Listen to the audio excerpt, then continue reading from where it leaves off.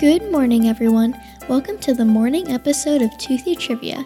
I'm your host, Emma, and I'm here to make brushing your teeth for 2 minutes fun and easy.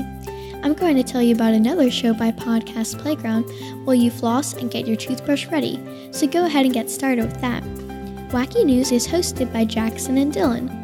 They are kids just like us, and each episode, with the help of the Wacky News machine, they bring us a cool news story from around the world that is actually interesting to kids, not boring adult news. Each episode also has a number of kid-friendly wacky jokes that are sure to make you giggle. If you subscribe to Wacky News, you will always get the latest episodes and can impress your friends with cool stories and funny jokes on the bus, at school, during lunch, or whenever you want.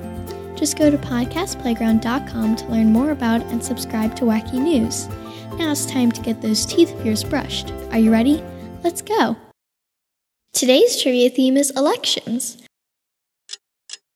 Today is Election Day in the United States, so what better theme is there to feature on Toothy Trivia today than elections? The only clean election in American history was most likely the first one in 1789, when George Washington ran unopposed. It wasn't until 1856 that Congress removed property ownership as a requirement to vote in the elections. During the 1872 election, Ulysses S. Grant ran against a corpse. His opponent, Horace Greeley, died before the election was finalized. Grant won the election. In 1870, Congress passed the Fifth Amendment, which granted the right to vote to African Americans and other non-white men.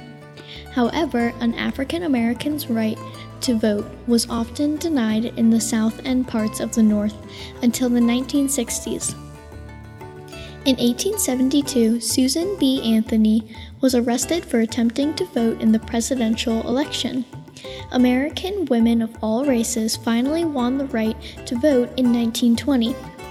Congress gave Native Americans the right to vote in presidential elections in 1924. However, some states banned them from voting until the 1940s.